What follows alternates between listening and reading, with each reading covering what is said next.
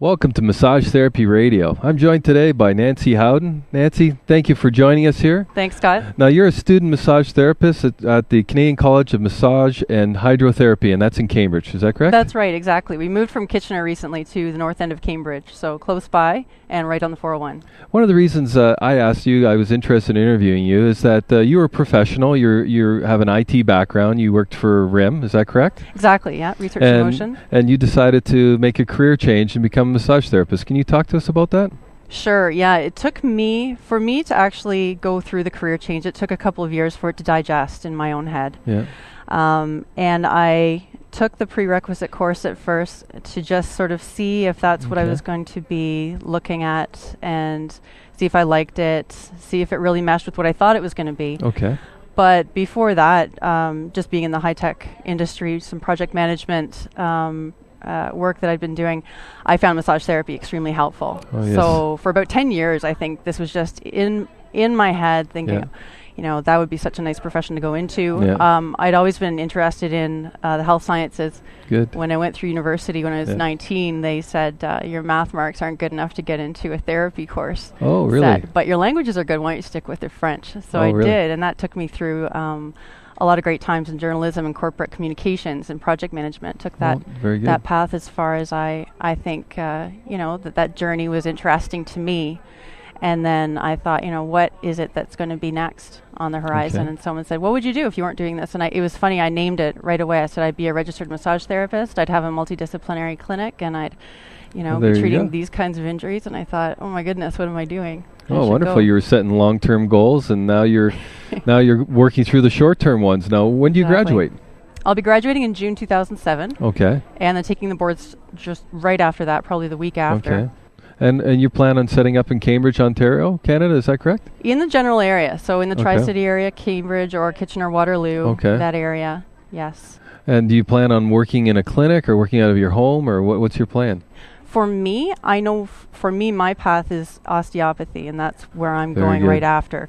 So to increase the knowledge base while I'm practicing is a really good learning technique for me, and I think students, as well as anyone, should really just be aware of what their learning style is and how they approach information and take it in, receive it, and process it. For me, it's doing it as well as learning it at the same time.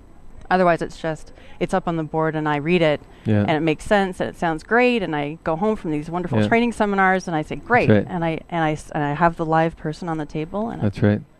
So you while working in a clinic environment, you'll be able to learn from other professionals, other therapists. It'll be kind of a mentoring environment for you and to kind of help you along. And at the same time, you can work on your osteopathy studies. Is that what you're thinking about? That's the idea, exactly. Oh, very good.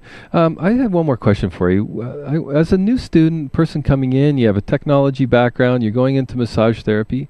How do you think Massage Therapy Radio will help our profession? How is it going to put information in front of therapists out there? Now you're a new therapist, you're moving in, you're more a little bit more technology savvy. Tell me what you think of it.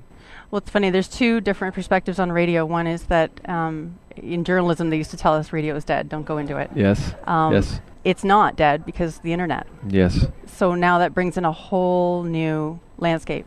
That's right. Which is wonderful.